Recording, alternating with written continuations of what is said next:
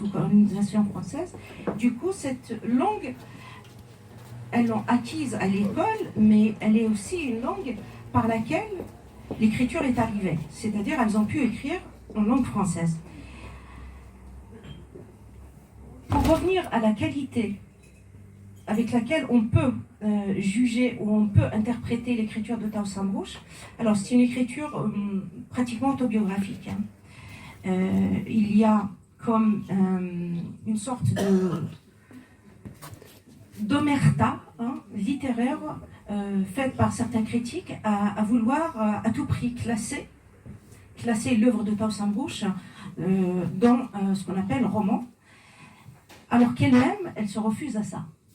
Elle a un credo qui se répète dans tous ses livres et dans toutes ses conférences, dans tout ce qu'elle a écrit, où elle dit « il n'y a de littérature qu'à partir de ce que l'on a vécu soi-même ». Là, c'est carrément dire que mon écriture est autobiographique. Et elle connaît très bien, c'est pas une femme qui peut faire de l'autobiographie sans le vouloir, ou écrire un roman sans le vouloir. C'est une connaisseuse, c'est une critique littéraire elle-même, c'est une grande journaliste pour l'époque, où elle recevait donc à la radio à l'époque des écrivains, des intellectuels nord-africains, mais aussi d'autres intellectuels, écrivains français. Donc elle a décidé quel genre littéraire elle allait suivre. Son écriture, donc, depuis le début, depuis Jacinthe Noire, je dirais jusqu'à Solitude ma mère, parce que les carnets intimes qui sont publiés par sa fille en 2014, c'était un journal, c'était son journal intime. Mais ce que l'on peut appeler œuvre qui a été publiée de son vivant, ou même quelques années après sa disparition, on peut donc dire sans aucun doute que c'est autobiographique. Très bien. Alors, dernière question avant de donner la parole à l'assistance. Donc, avec l'Algérie indépendante, elle a eu souvent des relations tumultueuses. Donc, elle est à Alger en 1969 durant le festival panafricain, mais elle n'est pas autorisée à chanter. C'est bien de mentionner cet événement. Oui, elle a dû participer, enfin, elle s'est rendue d'elle-même, elle n'a pas été invitée à ce grand festival après l'indépendance de l'Algérie. Donc, l'Algérie voulait donc démontrer sa grandeur ou sa place parmi les nations. Sauf que cette Algérie, elle ne reconnaît pas toutes les différences et toutes les entités identitaires, culturelles, linguistiques de l'Algérie nouvelle, de l'Algérie indépendante, on va dire. C'est pourquoi donc elle s'est rendue sans être invitée. Et une fois sur place, donc les autorités de l'époque, ou les organisateurs, ce que j'appelle les organisateurs, parce que moi j'ai pas le droit de mettre des jugements. Je suis une chercheuse, je suis une universitaire. Ma mission c'est d'interpréter ou de rapporter les faits et les analyses. Et à partir de là, donc, on va dire que les organisateurs ont demandé à ce qu'elle n'intervienne pas par son engagement, donc, ou par sa manière de lutter ou de défendre la culture et la langue berbère à l'époque, parce que toutes les différences n'étaient pas acceptées. Et de là, donc, elle assiste comme une invitée. Elle assiste à ce grand festival comme une invitée. Il se trouve que, d'après certains témoignages, notamment du cinéaste Bougalmouh, avant sa disparition, il donne dans un entretien certains détails qui ont été confirmés plus tard par sa famille, sa propre famille, notamment sa fille, sur des détails sur cette rencontre. Donc il se trouve qu'elle a été séquestrée dans un hôtel où elle ne pouvait pas se sortir, mais avec l'aide de certains Kabyles qui étaient des militants kabyles qui étaient sur place, on l'a fait sortir de l'hôtel. Elle n'a pas eu l'occasion d'interpréter les chants berbères pour lesquels elle est devenue en France à cette époque-là très, très célèbre, en France et même un peu en Europe. Célèbre, elle n'a pas pu les interpréter, mais les militants de la cause berbère à l'époque ont organisé un contre-festival à la cité de Ben Aknoun notamment, On parle là des militants de l'époque. Salem Chaker, dans son témoignage, parlait de Saïd Saadi, de Hem Saadi, et bien d'autres militants à l'époque de la cause berbère, qui ont organisé donc un contre-festival où elle a chanté, où elle a parlé aux étudiants, donc loin des lumières, loin des projecteurs du grand festival panafricain organisé par l'État de l'Algérie indépendante. Très bien, merci Aqila. Donc maintenant la parole est à l'assistance pour des questions ou des remarques qui seraient assez courts et concis si c'est possible. Merci à vous.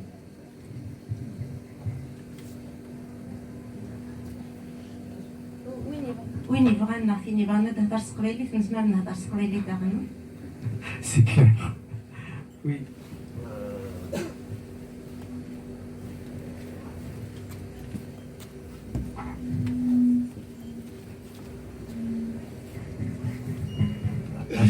الشغل تروح على تونس غير تروح تستغل تونس.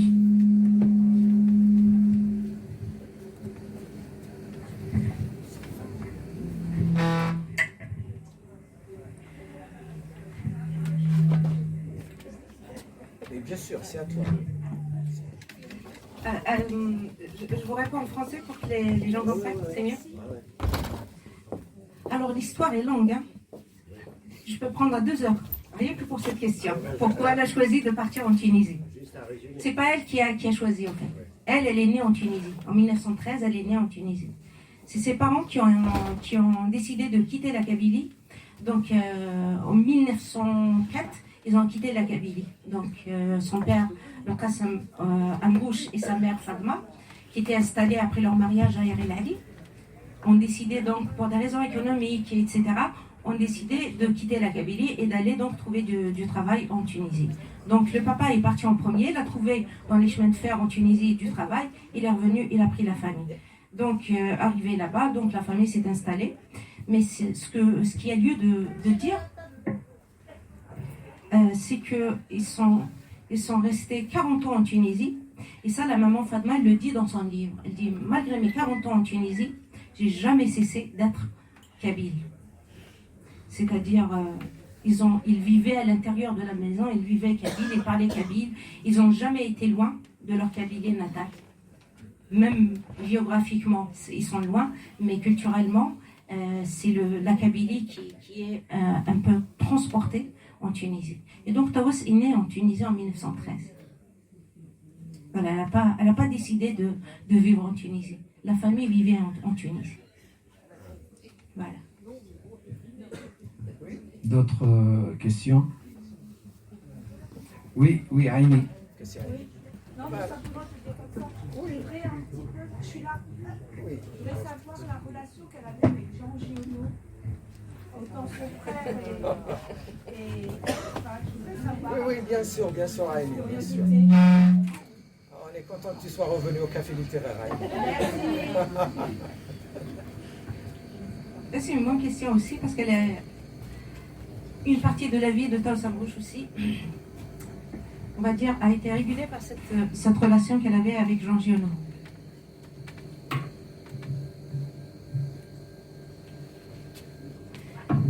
Jean Giono était l'ami d'André Gide. C'est André Gide qui a présenté Taous Amrouche, le couple Amrouche et Bourdier, c'est-à-dire avec son mari, il les a présentés à Jean Giono. Jean Giono était un grand écrivain français, donc qui était affirmé à l'époque et admiré. Le couple donc a connu Jean Giono. Il les a accueillis dans le sud, à Manosque, parce que le couple Amrouche-Bourdier traversait une crise financière. Ils n'arrivaient pas à vivre de leur métier, et c'était la guerre aussi. Du coup, il les reçoit en invité d'honneur, on va dire, dans sa maison à Manosque. Il leur donne un pavillon où ils se sont installés, et à partir de là, donc, il y a une forme d'admiration, d'échange intellectuel, poétique, littéraire, qui s'est instaurée entre le couple et Jean Giono. Et puis cette relation a fait qu'elle se développe plus tard et qu'elle devient intime, pour ainsi dire. Taos devient donc intime avec Jean Giono. Elle divorce d'abord de son mari, et puis il y a une relation, donc une histoire d'amour, de passion, qui est née avec Jean Giono. Sauf que elle n'a pas été assumée jusqu'au bout par cet homme. Et Taos était un peu frustré qu'il réponde pas à ses exigences de femme amoureuse. Et donc, pour ainsi dire, c'était sa souffrance, c'était sa blessure aussi. Cette relation, je l'explique, et je l'explique dans le livre, si vous avez l'occasion de le lire, parce qu'il y a plusieurs épisodes. C'est une relation qui s'étale sur pratiquement 20 ans. Et Jean Giono était installé, écrivain, grand écrivain, admiré. Et c'est celui aussi par qui le roman de Taos, qui est intitulé L'amant imaginaire, est resté 20 ans sans être publié en France. Pourquoi? Parce que Jean Giono a reconnu que, enfin, il a lu, elle lui a envoyé le manuscrit, il l'a lu, il était d'accord, il était bon, le manuscrit était bon, il a donné son accord, il lui a dit c'est publiable, tu peux l'envoyer en maison d'édition. Sauf que quand elle l'a envoyé donc à la première maison d'édition, il se trouve que les gens qui connaissaient, les éditeurs qui connaissaient Giono à l'époque, ont reconnu dans l'histoire qu'elle raconte, ont reconnu l'histoire de Giono avec Taos Amrouche. Et donc tout de suite, il est averti. Et là, il y a une omerta autour de ce livre qui a duré 20 ans. 20 ans pour qu'il soit publié. Et sans le courage d'un éditeur indépendant, le livre n'aurait pas pu être publié. Donc, c'est un peu la blessure des livres de Taos. Cette histoire a beaucoup influencé le cours de son écriture ou de sa production littéraire en général, au-delà de sa vie privée. Voilà. Oui, Pierrette. Tu veux le micro?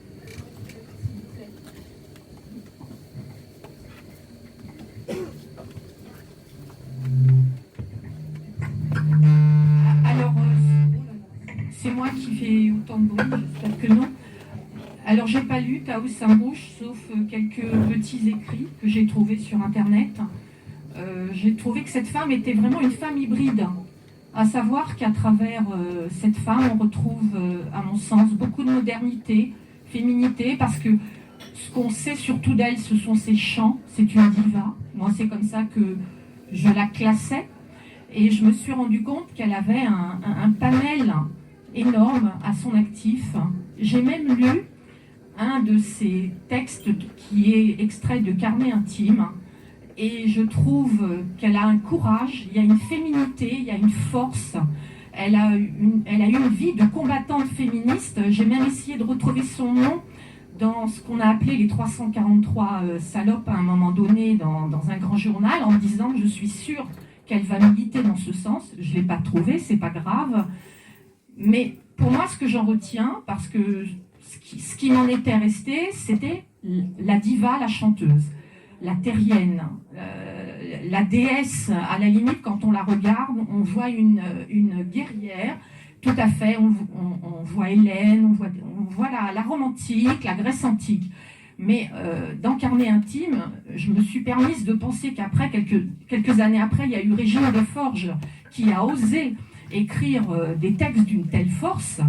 Et je pense que pour elle, ça aurait été compliqué. Vous dites qu'elle a subi la censure, mais je peux comprendre comment une femme dans ces années 70 pouvait-elle écrire de telles choses et avoir une vie aussi libre. Ça a été une femme libre.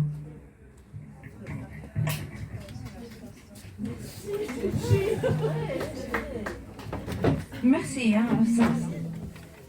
Vous avez vraiment saisi le personnage et la personnalité de Taos Amrouche.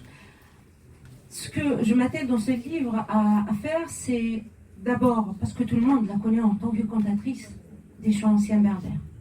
Mais peu de gens connaissaient son œuvre littéraire. Peu de gens connaissent son combat à la radio, ses émissions radiophoniques, ses entretiens, dans lesquels les différentes émissions à l'époque, dans les différentes stations radiophoniques françaises et parisiennes de l'époque. Peu de gens connaissent ça.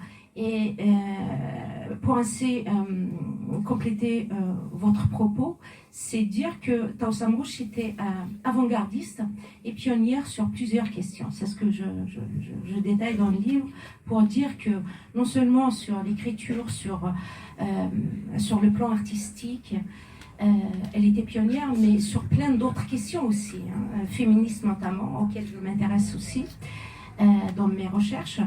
Elle était pionnière donc sur ce plan. Oui, d'autres questions? Oui, Messi.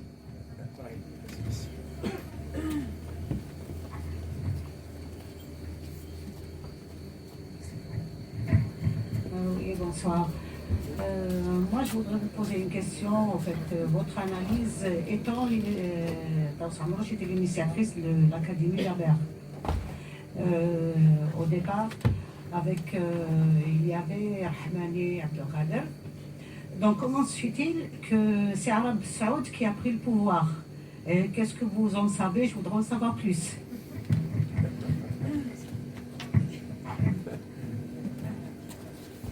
J'avoue que sur cette question, elle n'est pas initiatrice, elle est co-initiatrice. Elle n'était pas seule, il y avait d'autres, mais c'était la seule femme. C'est ce qu'il fallait mentionner peut-être au départ. Et le fait que la naissance de l'Académie berbère s'est faite dans son appartement, ça en dit long aussi sur son engagement sur la question, sur la réalisation de l'institution en tant que telle. Mais pour être honnête avec vous, je ne suis pas au courant des détails de l'histoire. Je sais qu'il y avait une différence sur la manière donc, de mener le combat culturel, berbère et kabyle en général, sur la manière d'entamer, notamment linguistique. Donc je pense que ceux et celles qui s'intéressent à la question savent que pendant ces années-là, les années 60 et 70, c'était pas facile de prendre la décision de comment donc on allait retranscrire le berbère en latin ou en autre, mais c'était des questions très sensibles auxquelles les membres de l'Académie eux-mêmes étaient divisés sur ça, sur la question. Plus tard, il va y avoir d'autres membres qui vont arriver, qui vont repartir à la question, c'est-à-dire Taous se retire parce que elle est morte, elle est décédée en 76 suite d'un cancer. Donc pendant ces années-là, au fait, elle a eu des rechutes, elle a subi plusieurs cancers et du coup elle se retirait, c'était des périodes. Mais les dernières années de sa vie, au fait, elle s'est épargnée un peu, sa santé ne lui permettait pas et donc elle s'est retirée un peu de la vie parisienne pour des problèmes de santé. Donc notamment la question, on va dire, du berbère était une question cruciale et assez problématique à l'époque. Et comme je disais, les membres eux-mêmes fondateurs de l'Académie berbère avaient ce différend à savoir prendre une décision sur la manière d'engager donc la lutte linguistique. Voilà. Oui, d'autres questions? Ah oui, bien sûr. Soul, bonsoir. Par rapport au livre écrit par Taous Amrouche en 66, Le Grain magique, il est écrit en français, quoi qu'il parle des proverbes, de la poésie, des histoires ou des contes kabyles. Est-ce que vous sauriez me dire s'il existe une version kabyle de ce texte? Merci. Version kabyle, ça a été traduit par son frère d'abord, Jean. En 1936, il a été donc publié en Tunisie, et puis plus tard en France. Donc il y a eu une retranscription, et puis une traduction en français. Mais version écrite kabyle, je ne suis pas au courant si elle existe, mais je ne pense pas qu'elle existe, à part peut-être, je dis bien, parce que moi j'ai travaillé pour ce livre et pour mes recherches, j'ai beaucoup travaillé sur les archives, notamment les archives de l'INA, et dans les archives que j'ai consultées, il y a des enregistrements, donc des enregistrements de la voix de la maman quand elle racontait ces contes-là. Et l'enregistrement étant en kabyle. Donc la maman Fatma, elle est racontée en kabyle. Et les enregistrements ont été faits en kabyle, puis traduits d'abord par Jean Amrouche et puis par Taous. Voilà. Oui. Oui, Hakim. Elle est enterrée où? Elle est enterrée à Saint-Michel l'Observatoire, dans le sud de la France. Elle a choisi. Pardon? Elle est enterrée, sa mère est enterrée en Bretagne. En Bretagne parce que elle s'est retirée, elle était vieille et malade. Elle s'est retirée là-bas et donc elle est morte en Bretagne. Mais Taous Amrouche est morte dans le sud de la France. Elle a été enterrée donc dans un village qui s'appelle Saint-Michel d'Observatoire. Sa tombe est là-bas. Il se trouve qu'il y a une de mes étudiantes qui a été visiter l'année dernière le village. Elle a pris des photos de sa maison parce qu'elle avait acheté une maison. Et sa maison a été vendue plus tard. Et donc, mais il y a une plaque donc sur le mur de la maison à l'extérieur qui porte la note que Taous Amrouche a vécue dans cette maison. Et sa tombe donc est située dans ce cimetière à Saint-Michel l'Observatoire.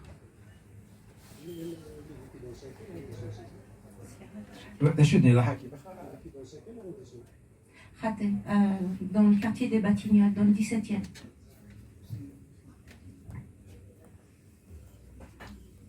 Oui.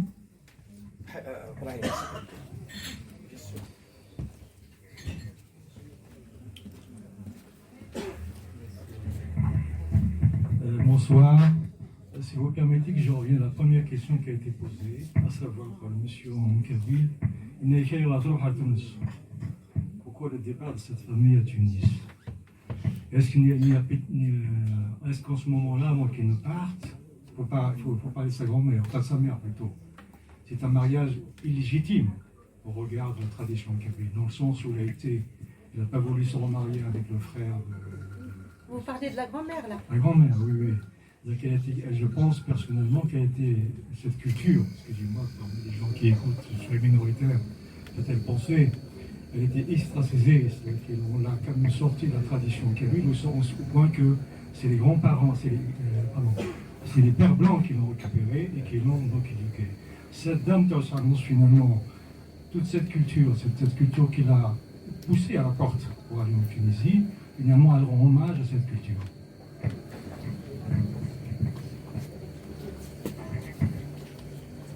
Toute la difficulté de la famille Amrouche se situe à la croisée ou au carrefour de cette question. La question de la religion et la question de la naissance illégitime de la maman, c'est-à-dire de Fatma Ibn Mansour Amrouche. On est dans le 19e siècle, la Kabylie du 19e siècle. Donc il faut imaginer un peu, mettez-vous un peu dans le contexte de l'époque. Nous, on est en 2021, il est très facile pour nous d'émettre des jugements ou d'émettre des hypothèses, mais il y a une chose, c'est que la Kabylie du 19e siècle est différente de celle d'aujourd'hui, sur certaines questions, évidemment. Mais pour... Pardon ? Mais pour revenir à la question donc, de la naissance illégitime de la maman, c'est-à-dire de Fatma, qui a été recueillie par les pères blancs, pour la sauver de la mort, parce que les villageois ont tenté de la tuer déjà enfant. Donc la maman l'a confiée au père blanc, mais il y a une chose qu'il faut peut-être rappeler, c'est qu'elle n'a jamais été loin de la culture, de sa propre culture. Éduquée à la langue française, une éducation par l'école française, elle a été élevée par les pères blancs ou les sœurs blanches, mais il y a une chose, c'est qu'elle n'a jamais adopté la confession chrétienne pendant qu'elle était chez les pères blancs, c'est-à-dire enfant jusqu'à 18 ans. Là, elle était catégorique, c'est pas moi qui le dis, c'est elle. Elle est devenue chrétienne, elle a embrassé la foi chrétienne à son mariage avec Belkacem Amrouche, qui est lui-même chrétien.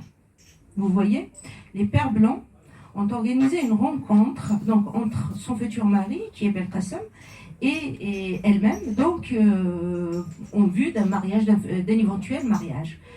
La condition qu'avait posée Belkacem Amrouche, c'était qu'elle devienne chrétienne. C'était sa condition pour qu'il se marie avec elle. Elle venait d'apprendre donc de la bouche de sa mère, de comprendre la différence qu'elle ressentait toujours à l'égard des autres enfants de son village ou même du pensionnat où elle était, accueillie par les pères et les sœurs blanches. Donc elle a compris que sa naissance était enfant naturel et cette naissance lui a valu donc tout l'état et tous les ostracismes qu'elle a pu vivre plus tard. Mais une chose est sûre, elle le dit dans son livre Histoire de ma vie, c'était le soir de son mariage qu'elle a été baptisée à l'église, et pas avant. Voilà, elle est devenue donc chrétienne, et plus tard, donc, on ne peut pas dire aussi, il y a une chose aussi qui est sûre, c'est que on ne peut pas douter de sa foi chrétienne, parce que plus tard, elle sera une bonne chrétienne qui pratiquait la religion. Elle a été donc à l'église, elle allait à la messe, malgré la difficulté à aller, des autres de la grande famille Amrouche, qui les voyaient d'un œil, qui laissait à l'époque dire que vous n'avez pas votre place ici, vous êtes des nôtres, c'est-à-dire kabyles, et vous n'avez pas le droit d'être autre chose que musulman. Mais malgré cela, c'était très difficile. Elle racontait aussi comment elle devait se lever très tôt le dimanche matin, à l'aube, pour traverser le village et aller avec son mari à la messe, chez les Pères Blancs. Donc cette situation, elle l'a supportée malgré toutes les difficultés, jusqu'au jour où son mari a décidé donc de partir en Tunisie et de trouver du travail et emmener sa petite famille. Ceci dit, si tu permets, Arila, pour revenir à cette période de l'histoire de la Kabylie, à ce moment-là, beaucoup de Kabyles qui n'étaient pas chrétiens allaient en Tunisie aussi. Et je rappelle que le frère de Mohamed, l'un des plus grands poètes kabyles, a vécu en Tunisie. Je rappelle aussi que le père de Hossein Ahmed est enterré à Tunis. Effectivement, dans l'imaginaire kabyle, quand on dit Tunis, Tunisie, c'est la porte à côté, on va dire. C'est le lieu où on pouvait aussi se réaliser économiquement et socialement. Youssef parlait d'un grand poète, un poète troubadour, un poète errant qui traversait en fait des villages, des contrées jusqu'à la Tunisie et voire plus loin. C'est Mohamed.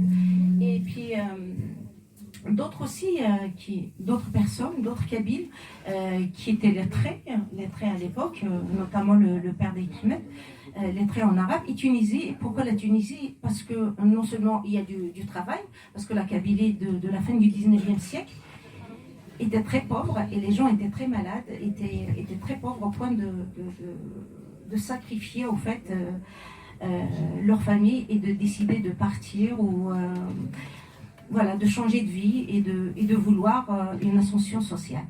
Ça, c'est d'un côté. Et puis aussi, la Tunisie étant c'était la Mecque un peu des gens qui voulaient acquérir du savoir, notamment l'Azhar, qui n'était pas loin, et la Zaytouna, l'université de Zaytouna qui a reçu aussi pas mal de nos compatriotes qui étaient formés dans cette université, sans vouloir trop s'éloigner du sujet. Donc la Tunisie, pourquoi la Tunisie? Parce que c'est la Tunisie qui les a accueillis, qui leur a permis de vivre dignement. Mais malgré cela, et il le raconte, c'était un déchirement. Ils n'étaient jamais loin de leur Kabylie natale. Voilà. Oui, Hakim, tu veux poser? Pardon? Oui, elle a une fille, je pense. Taous Amrouche, elle a une fille qui s'appelle Laurence Bourdi Lamrouche. Elle est âgée aujourd'hui, mais elle-même est une femme de théâtre, de culture.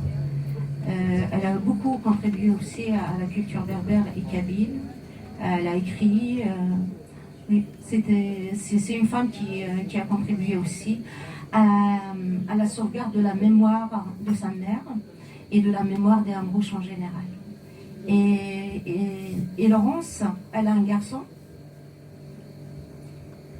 qui est dans le cinéma aussi, qui a un projet, j'en parle dans le livre, parce que j'ai rencontré, qui souhaite faire un biopic un film sur sa grand-mère, sur Taous Amrouche. Voilà.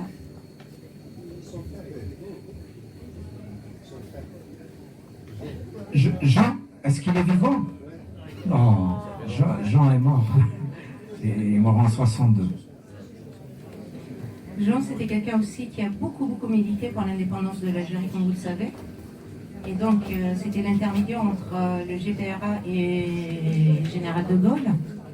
Il était donc l'intermédiaire et c'était aussi quelqu'un qui a beaucoup milité pour que l'Algérie retrouve son indépendance. Mais il n'a pas pu voir cette Algérie indépendante. Il était mort, il était sur son lit de mort quand ils ont annoncé le cessez-le-feu.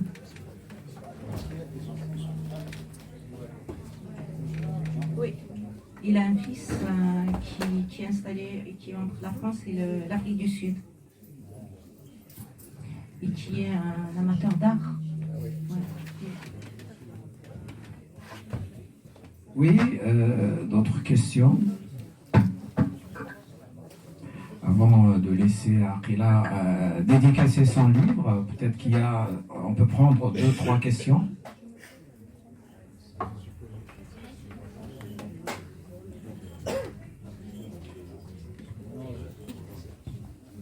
La question est simple. Quand est-ce qu'une statue a été jouée à Singapore de Taous? Une statue de Taous. Bon,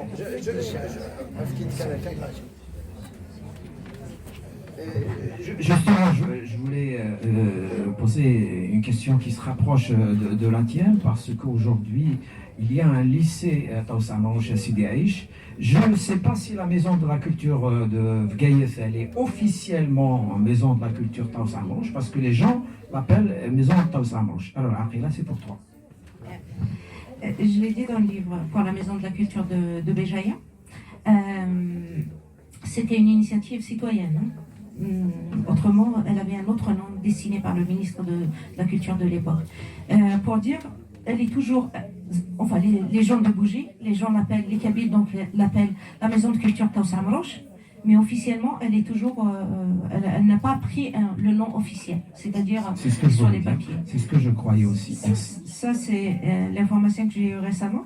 Après, dans son village à El Ali, il y a eu des initiatives aussi citoyennes, des citoyennes d'Er El Ali et de la région en général, ont réussi donc à faire une stèle de Jean Amrouche installée donc au milieu du village d'Er El Ali.